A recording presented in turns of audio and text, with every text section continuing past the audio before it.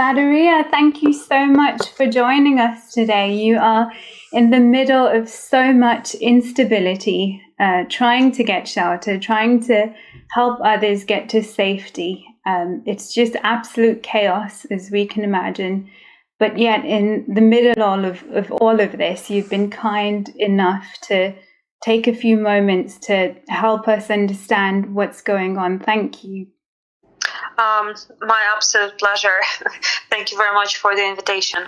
Well, you're very welcome. It's our absolute privilege. And tell us a little bit about the situation there. Where are you currently and what's going on around you? Yes, absolutely. So my name is Valeriia. I was born in Kiev years ago, if I can put it this way. And after I finished high school, I was able to move out and study abroad. And in my career, I started working in Ireland. And basically, in the middle of February, I returned back to Kiev because I was working remotely there to be closer to my family, as I also knew that things are getting a bit more intense. So I just decided to be close to my family just in case anything happens. And to be completely honest with you, I had my flight back to Dublin booked on the 26th of February. Mm-hmm. And the war started on the 24th. And it's been a very, very turbulent time for us because I remember like today when on Thursday morning, my mom, she stepped into my room. And my mom is a very positive person. I mean, everything is always good, whatever I ask. But then when I asked, is everything is okay? She told me, no, it's not, because Russia invaded Ukraine and the war just started. I remember it was 7:30 a.m. in the morning of the 24th of Feb. And my father woke up at 5 in the morning because he heard how they the war plane, I don't know how to call it in English, but like it just flew over our house. And it's very difficult to describe because you're not prepared as a human, as a person for the events like that. It's like it's very strange because you feel like your brain works only for like 10, maybe 20%. I mean, you just don't know what to do. You don't know if you're supposed to dress up or you're supposed to pack your bags or you're supposed to cook food. Like you just don't know what to do. And we're a big family. We are. It's my mom, dad, and 5 of us as siblings. My youngest brother is 8 years old. So, I mean, our goal is also to take care of them first of all. And I'm not sure if you're following all the locations, but on the first day of war, actually Russia invaded the whole country. I mean, they dropped 160 bombs all over the major cities, bombing airports or any sort of like important places from the military standpoint. And one of the places that they were bombing the first day was Hostomel Airport in Kiev, which was 15 kilometers away from our house. And I remember we were just going to sleep fully dressed, being ready to go to a bomb shelter. We also couldn't hear the sirens in our house because we just couldn't hear them in that specific location, but we could hear the explosions all night long, and we knew that the fight was happening. So the exact next day, we realized that we have to evacuate and escape Kiev because it was not safe to stay there. And according to the law, like men between 18 years old up to 60 years old, they cannot leave the country during this time. So myself, my mother, my sisters, and my youngest brother, we were able to make it to Poland safely. And my father and my brother, they stayed in Ukraine, and they are now in a city called Lviv.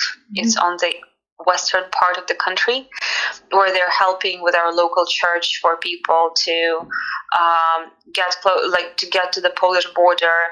They also have a food point on their central railway station where a lot of trains are coming now, because it's quite dangerous to travel by car from certain locations at this moment. So rail is one of the safest options, and sometimes it's the only option to get somewhere in a more safe place of Ukraine. So I was very lucky, because I actually at this moment I'm in Lviv with my father. I came back here for a couple of days to help them here locally, and just to spend a couple of days with my family here. And it's very difficult to describe what is going on, because even in Lviv, which is safe and it's quite far from the main battlefields or the main cities where the actual war is happening all over the country. But what I'm saying, I mean, they're quite far from the places where people are shooting, where Russians are shooting Ukrainians, But even here we hear sirens, because there might be an air attack. They were bombing a small airport close to Lviv 2 days ago. It was again very close to the place where my brother was living, it's just very, very difficult place to be completely honest with you. Yeah, absolutely. I mean, we can only imagine, but what you've explained there, talking us through the details of the day when you came to know that, yes, our country is at war now, and everything that's happened since, it really helps paint the picture of where things are at and what it's like for you and your family. You mentioned there, Valeriia, about how you went to a bomb shelter, you and your family, that first night, and you've mentioned that your youngest brother is 8 years old. Amongst other children, what has the reaction been for children? Because it's a difficult concept to grasp, war. So what have you noticed about the reaction of children, and do they truly understand what's happening? What would you say? Very much depends what they have to go through, because I mean, even for adults, war is not something anybody should be taking part of, and I believe for children it's something that they shouldn't be experiencing too. We were in the train station today, receiving group from Mariupol, and Mariupol is directly affected by bombing every single day, and Russian troops and tanks, they are just literally killing people. They were out of water and gas and electricity for 10 to 12 days, and most of them, they were spending all of this time in the bomb shelters. So you could literally see how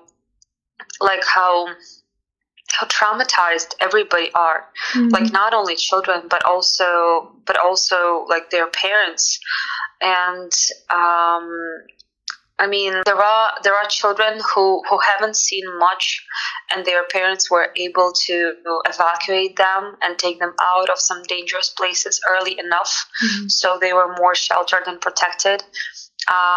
There are children who, just looking into their eyes, you don't have to ask what happened. You just understand that they've been to places they shouldn't been to, and I cannot really describe what is in their heart. But I know that God, He has supernatural protection and healing for children specifically, and I believe that He will place the joy instead of the pain that might be at this moment there.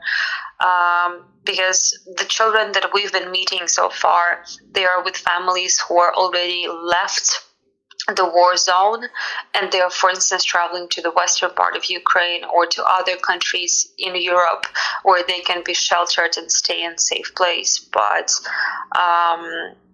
for sure, for children, it's not something they should be going through. No, absolutely not. And your bravery in leaving Poland, a place of safety, and coming back to help, that, I'm just so inspired and amazed by that. And you mentioned there about your faith. So tell me a little bit more about how that is inspiring you to step up at a time like this. I don't see any other option in a times like this. I mean, the only thing I regret that we do so little. I wish we could do more for our people and for our country. But I have to say, something that I've been noticing more and more while being out there, just talking to people or bringing them something. Of course, it's important to bring food and shelter and transport and all sorts of practical help that people really need in these conditions. When we were fleeing Kiev, I packed all of my belongings just in one backpack. I mean, like we were a family of 5 crossing the border by foot, and everything we had were 5 backpacks and one little suitcase for for luggage that you can use on your Ryanair flight, like inside of the plane. So we didn't really had much. We had to make sure that we have our documents, we have some sort of money, maybe a couple of hoodies and warm clothes, and that's it. And that's how so many families, they have to leave now everything they have and just evacuate and make sure their life isn't in safety at this moment. So any sort of practical help matters, and it's really needed. We really feel the support. But I have to say that by talking to people, prayer and the words of life and the words of hope and the words of faith are things that people need the most at this moment. I mean, when they have seen chaos and death and all the terrible things that war is bringing, devastation, I mean, they need to hear and cry out to God together with you. I mean, with my dad yesterday and today we were doing the same. We were just going to the underground railway where people are waiting in line to wait for a train to Poland that goes directly to different Polish cities, and the people, they are standing in this line for a couple of hours to make sure they can make it. So they're afraid to leave this line because this queue, because they're afraid to lose their spot. So we were just going there to bring them food and candies for children, and then we just ask who would like to pray for Ukraine and pray for their own lives. And there might be 100 or 200 people standing there, and nobody refuses the prayer. Nobody. Everybody raised their hands and they say, yes, we need to cry out to Lord. And even 1 minute of prayer, it makes such a difference, because you can feel God's presence. You can feel how He moves, and he covers those people in their journey. I believe, especially for us, for Christians, we can support each other in prayer, but people who don't know God, they need it the most in such a times as this. So yeah, I think understanding that we are called for a greater mission to bring hope and future with God, who knows their lives personally, who knows their journey, who knows what they've been through, who knows what He lays in front of them, connecting people to God who loves people personally. I think it's the most important and it's the best thing we can do for everyone in this situation. Absolutely. Certainly. And thank you for that, because, you describing everything that you guys left behind and how little you had to travel with, and you just had to really take the bare essentials with you. That really brings that to home, to us, just imagining having to leave everything. And that inspires us because, it could have been any country, it really could have been, and it could have been anyone at a time like this. But we are here and we have a responsibility to share what we have, not just, things and practical help, but our prayers and our thoughts. So what is your message to us listening in Ireland, in the UK and internationally? If there was one message you wanted to share with us, what would that be? Absolutely. I would have like only one call for Christians and churches across UK, Ireland, and international like community.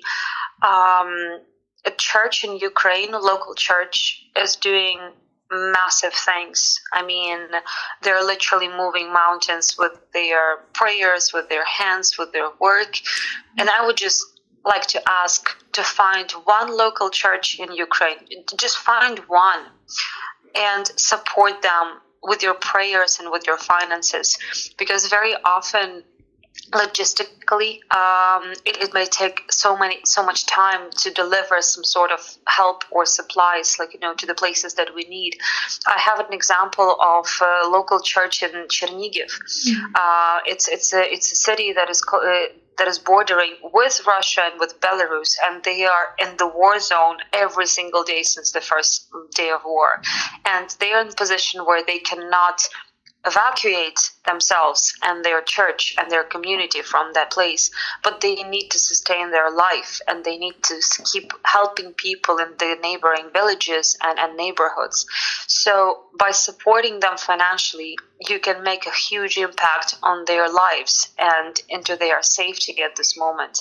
So there are plenty of churches on the eastern part of Ukraine who are actively involved in evacuating people, especially elderly or children or people with disabilities.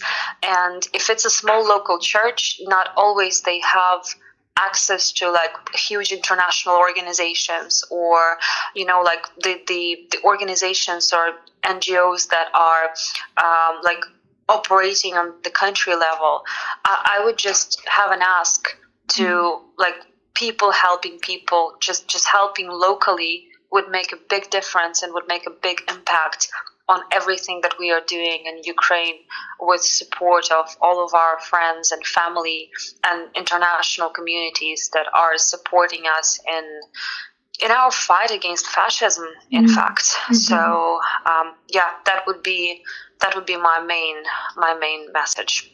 Thank you, Valeriia. And tell us more about how those listening, how we can keep abreast with your experiences, with your journey. Where can we follow your story? Absolutely. To be honest, I'm not the best person when it comes to social media, but you can follow my Instagram. I'm posting there some stories and information how you can help directly to different churches across the country. Perfect. Thanks so much, Valeriia. Well, we won't take more of your time because we can only imagine everything that you have to do and where you are. So we really appreciate you taking these minutes to speak to us, and we will be backing you in prayer, certainly, and with all the support that we can give. Everyone who's listening, you've heard it firsthand. So let's be inspired and let's step up at a time like this, because we've seen the difference that makes. Thank you so much, and Godspeed. God protect you and your family and your nation. You guys are in our thoughts and prayers. Amen. Thank you very much, and God bless. Thank you. God bless you too.